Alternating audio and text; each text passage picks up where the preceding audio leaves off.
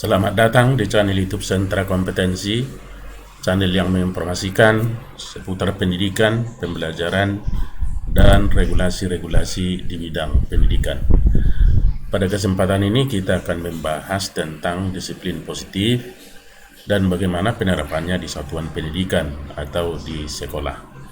Ini penjelasan ada 2 seri. Kita akan membahas seri pertama. Sedangkan sumber bacaan, bahan-bahan dari pelatihan dari program Sekolah Penggerak, begitu juga modul-modul guru penggerak dan juga Permendikbudristek nomor 47 tahun 2023 tentang standar pengelolaan satuan pendidikan. Mari kita lihat apa itu disiplin positif. Secara konsep, disiplin positif adalah upaya pengembangan pendidikan karakter yang menuntun siswa agar siswa mengontrol diri dan memilih tindakan yang mengacu pada nilai-nilai kebajikan yang mereka hargai agar tercapai tujuan mulia yang mereka inginkan. Kemudian disiplin positif merupakan unsur utama dalam mewujudkan budaya positif di lingkungan sekolah. Jadi kita tidak akan bisa mencapai budaya positif di lingkungan sekolah tanpa kita memulai disiplin positif. Kemudian tujuan disiplin positif itu adalah menanamkan motivasi intrinsik dari dalam diri pada siswa untuk menjadi orang yang mereka inginkan dan menghargai diri sendiri dengan nilai-nilai yang mereka percaya. Kemudian manfaat disiplin positif itu untuk apa? Pertama, kalau ini diterapkan, itu artinya melatih dan membangun kepribadian siswa dengan baik. Yang kedua, membiasakan siswa dengan hal yang baik dan bermanfaat. Yang ketiga, menyeimbangkan keinginan antara siswa yang satu dengan yang lainnya. Yang keempat, menciptakan lingkungan belajar yang kondusif, tertib, aman dan nyaman. Dan yang kelima adalah menciptakan ketenangan jiwa dan pikiran siswa dan lingkungannya. Nah, sekarang kalau kita lihat hubungan disiplin positif itu dengan pelaksanaan pembelajaran yang berpihak pada siswa atau berpusat pada peserta didik yang ditandai bagaimana guru menerapkan pembelajaran berdiferensiasi dan lain-lain. Nah, sekarang kalau kita lihat disiplin positif itu, bagaimana kita mengarahkan, mengembangkan mereka menjadi pelajar Pancasila. Jadi menumbuhkan, mengembangkan, dan juga mempertahankan yang sudah ada tentang dimensi-dimensi profil Pancasila yang di dalamnya karakter-karakter atau kebajikan yang baik. Kalau kita melihat kembali, ada 6 dimensi profil pelajar Pancasila. Ini beriman, bertakwa, berakhlak mulia, kemudian mandiri, bernalar kritis, berkomunikasi global, bergotong royong, kreatif. Dari dimensi ini akan dijabarkan lagi menjadi elemen dan sub-elemen, sehingga nilai-nilai kebajikan sudah ada di dalamnya. Nah, inilah nanti kalau sudah dibiasakan, dikondisikan, kemudian dicontohkan, dipraktekkan, maka sekolah itu akan menjadi aman, nyaman, menyenangkan. Perlu kita ketahui sebuah karakter atau sikap tindak perilaku yang baik itu tidak cukup hanya diteorikan, tetapi harus dipraktekkan, dicontohkan, dikondisikan, dibiasakan, sehingga menjadi nilai-nilai dan bahkan bisa mencapai budaya positif. Kemudian kalau kita lihat di mana nilai-nilai kebajikan universal sebenarnya sudah ada di dalam 6 dimensi profil pelajar Pancasila. Jadi sifat-sifat positif manusia yang merupakan tujuan mulia yang ingin dicapai setiap individu sudah ada di 6 dimensi profil pelajar Pancasila. Nah, kalau ini lagi dikembangkan, maka dapat kita lihat the 7 essential virtues, yaitu 7 nilai kebajikan yang sangat esensial, seperti empati, suara hati, kontrol diri, rasa hormat, kebaikan, toleransi, keadilan. Nah, ini semuanya sudah ada di dalam dimensi-dimensi profil pelajar Pancasila yang dijabarkan kepada elemen dan sub-elemen. Lebih jelasnya silakan dibaca Beskap 009 tahun 2022. Nah, sekarang kita lihat persoalan kita adalah bagaimana kita menerapkannya di sekolah atau satuan pendidikan yang kita pimpin melalui pembentukan motivasi intrinsik siswa. Jadi boleh kita memulai dari motivasi dari dalam diri siswa, bukan dari ekstern atau dari luar atau merupakan paksaan. Nah, ini yang harus kita terapkan. Kemudian ditegakkan tanpa memberikan ancaman, hukuman, atau penghargaan.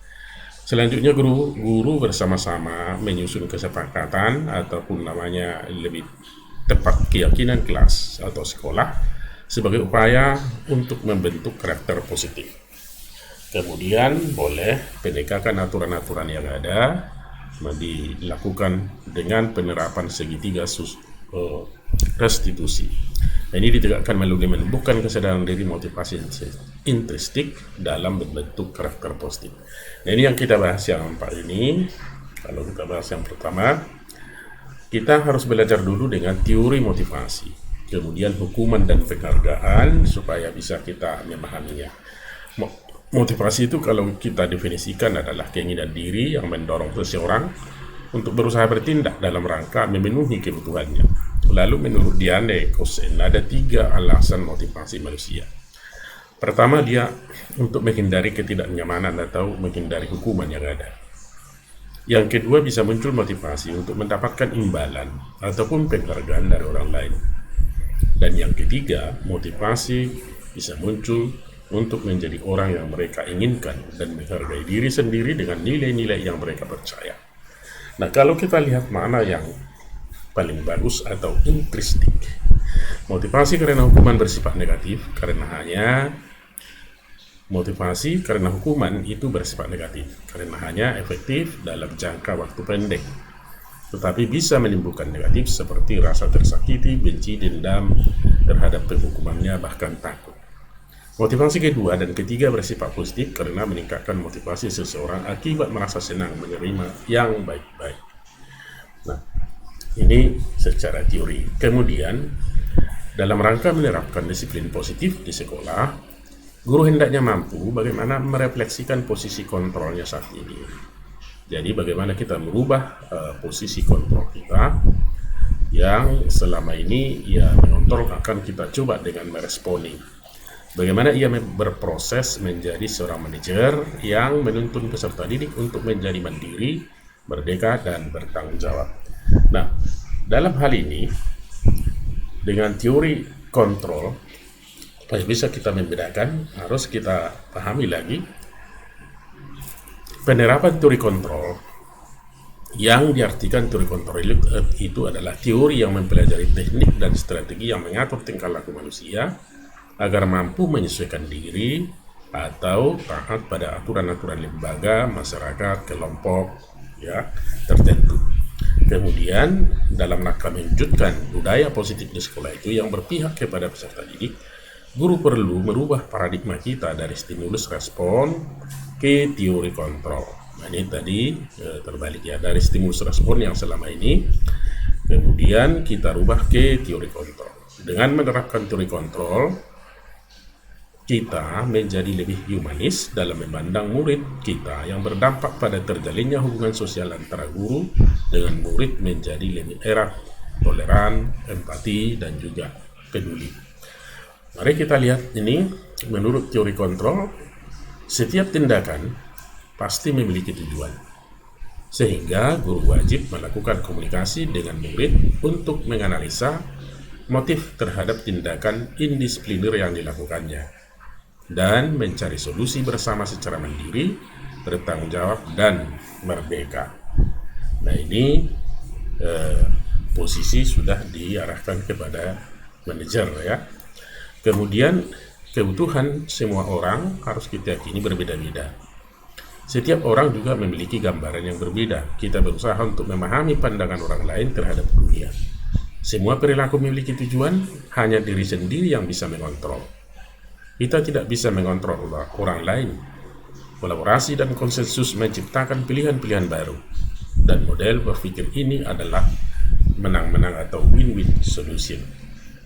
Nah, kalau kita lihat posisi kontrol yang diteorikan tadi, ada 5 posisi kontrol. Pertama, penghukum. ini bisa menggunakan hukuman fisik maupun verbal atau kata-kata, dan bisa juga mengancam. Kemudian kedua, bisa posisi kontrol itu pembuat rasa bersalah.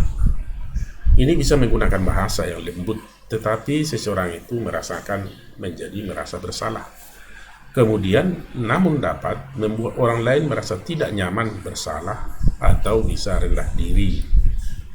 Jadi kalau sudah merasa bersalah, dia bisa ke dalam menyesali sesuatu. Kemudian bisa bertindak sebagai teman, itu mengontrol murid dengan bujukan. Kemudian yang keempat, bisa kita sebagai pengamat, bagaimana kita melandaskan tindakan pada peraturan dan konsekuensi. Kemudian yang paling bagus itu bagaimana bertindak sebagai manajer, mempersilahkan murid mempertanggungjawabkan perilakunya dan mendukung murid untuk menemukan solusi atas permasalahannya. Nah, ini yang harus kita coba terapkan, bagaimana kita mengontrol dengan sistem, dengan cara manajer, memberikan kesempatan kepada murid mempertanggungjawabkan perilakunya dan mendukung murid untuk menemukan solusi atas permasalahan sendiri. Tentu ini dengan kata-kata yang tepat. Nah, kalau kita lihat di sini, termasuk posisi kontrol, apakah pernyataan berikut ini? Misalnya, sampai kapanpun kamu tidak akan menjadi orang yang berhasil. Nah, ini kan sudah menghukum. Kata-kata seperti ini kurang begitu tepat. Kemudian, saya merasa kecewa denganmu hari ini. Nah, ini juga sudah apa yang kita sebut tadi, ini membuat rasa bersalah. Nah, jadi seseorang itu akan merasakan bagaimana dia merasa bersalah. Kalau disebut peraturannya seperti apa, peraturannya apa, artinya apa yang sesuai, apakah itu peraturan tata tertib dan regulasi-regulasi yang ada, ini kalau berfungsi sebagai teman. Kemudian jika masih belum mengerti, nanti saya bantu. Nah, ini kalau kita cocokkan, dia cocok dia sebagai teman juga, ya, sebagai teman. Nah, kemudian apa yang akan kamu lakukan untuk menyelesaikannya? Ini kan berkaitan dengan peraturan, maka tepat dia sebagai pengamat. Yang paling baik itu kalau kita memperlakukan sebagai manajer. Jika tidak bisa menjawab pertanyaan ini, jika tidak bisa menjawab pertanyaan ini, maka tidak boleh pulang. Ini juga menjadi hukuman. Jadi yang bisa sebagai manajer di antara ini adalah jika masih belum mengerti, nanti saya bantu, ya. Nah, sedangkan ini tadi berposisi sebagai teman. Nah, kalimat-kalimat seperti ini atau pendekatan seperti inilah yang betul-betul dipelajari oleh pendidik untuk menerapkannya. Nah, bagaimana kita penggunaan bahasa ini sehingga tepat, terutama dalam posisi cara mengucapkannya. Nah, jadi kalau kita lihat tadi ini hukuman, ini juga tadi kalau ini sudah masuk dia kepada manajer, kemudian ini masih hukuman, kemudian ini sudah masuk dia ke karena ada aturan-aturan, jadi lebih pas dia di pengamat. Kemudian di sini teman, dan satu lagi kalau kita baca saya merasa kecewa, ini ada pembuat rasa bersalah. Nah, ini yang mungkin berulang-ulang harus dipelajari supaya bisa diterapkan ketika ada memberikan sanksi atau memberikan teguran kepada peserta didik kita. Kemudian hukuman atau konsekuensi. Nah, ini daripada hukuman akan lebih bagus kita menggunakan konsekuensi. Misalnya mengganti penghapus teman yang dihilangkan, berdiri di tengah lapangan, upacara karena datang terlambat ke sekolah, kemudian merapikan sapu dengan alat pel yang jatuh karena tersenggol saat berlari di jam istirahat, kemudian mencatat 200 kali kalimat saya minta maaf karena berkelahi dengan teman, kemudian membersihkan WC sekolah karena tidak mengumpulkan tugas. Nah, coba kita lihat di sini ada hukuman. tetapi ada juga konsekuensi. Kalau kita perhatikan, ini semuanya adalah konsekuensi. Mengganti menghapus teman karena memang dihilangkan. Merapikan sapu dan alat pel yang jatuh karena tersenggol saat berlari di jam istirahat. Jadi ini konsekuensi. Nah, dirapikan, diganti. Sedangkan ini merupakan hukuman. Kadang keluar dari rambu-rambu, mencatat 200 kali kalimat saya minta maaf karena berkelahi dengan teman. Ini sebenarnya kan tidak tepat ya. Masih adalah kaitannya. Tapi kalau ini membersihkan WC sekolah karena tidak mengumpulkan tugas, hubungan tugas dengan WC itu sebenarnya sangat jauh. Nah, ini yang harus diperhatikan bagaimana kita menerapkan ini di dalam pembinaan peserta didik di sekolah masing-masing. Nah, kemudian yang kedua, bagaimana kita menciptakan keyakinan kelas atau kesepakatan kelas. Akan lebih tepat ini sebenarnya istilahnya keyakinan kelas.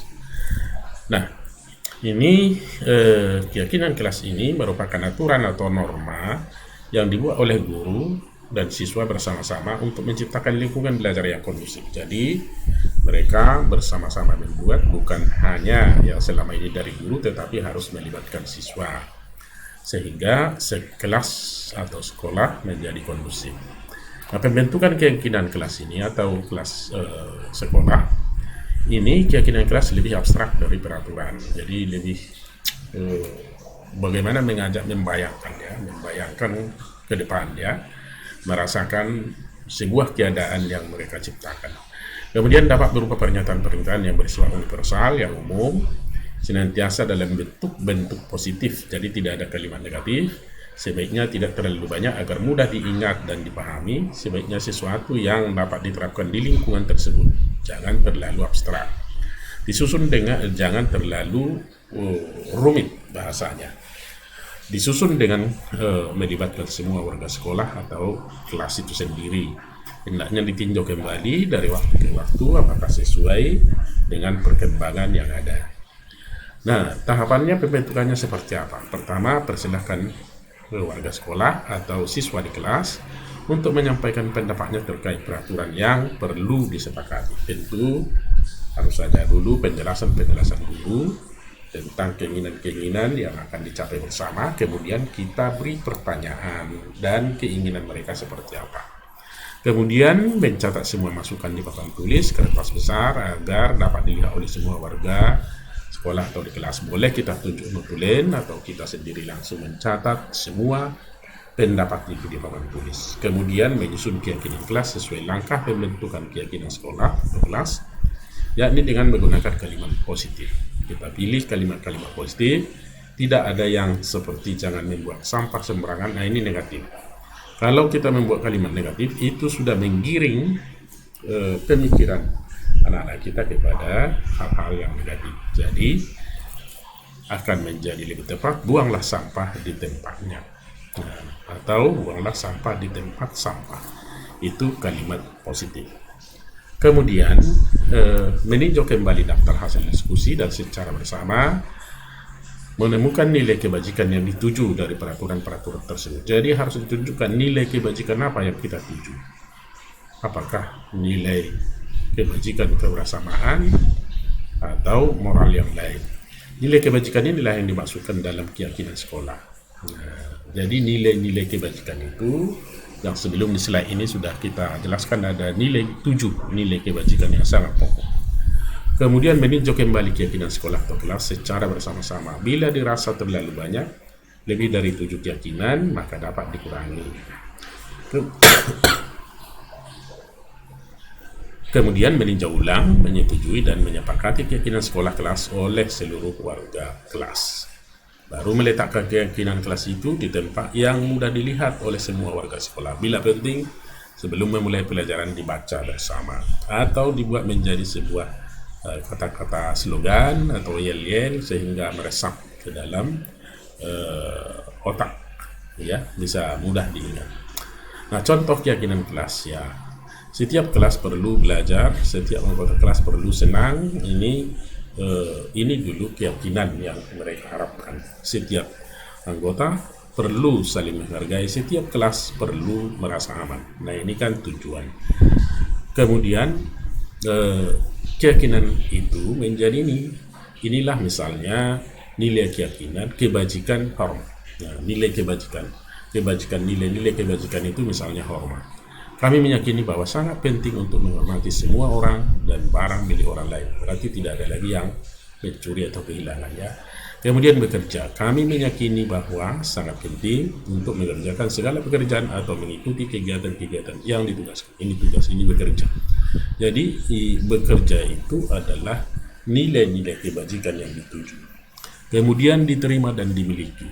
Kami meyakini bahwa sangat penting untuk merasa diterima pada suatu kelompok dan saling peduli satu dengan yang lain, sehingga kita tidak menemukan lagi bully, ya, perundungan di dalam sekolah tersebut. Nah, senantiasa menjadi diri yang terbaik, senantiasa menghargai orang lain, selalu bersikap positif, berkomitmen terhadap setiap tugas.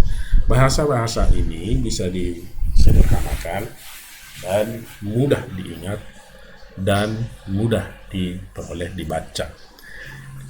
Nah, ini kira-kira. Kemudian selanjutnya yang bisa kita menerapkan disiplin positif itu untuk mencapai budaya positif, ini adalah segitiga restitusi.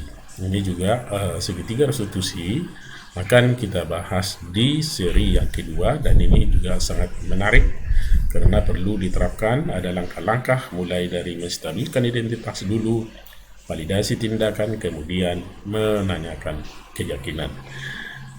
Demikian kira-kira penjelasan bagaimana kita memahami konsep disiplin positif itu untuk menuju budaya positif di satuan pendidikan dan juga penerapannya di satuan pendidikan kita masing-masing. Terima kasih atas perhatian.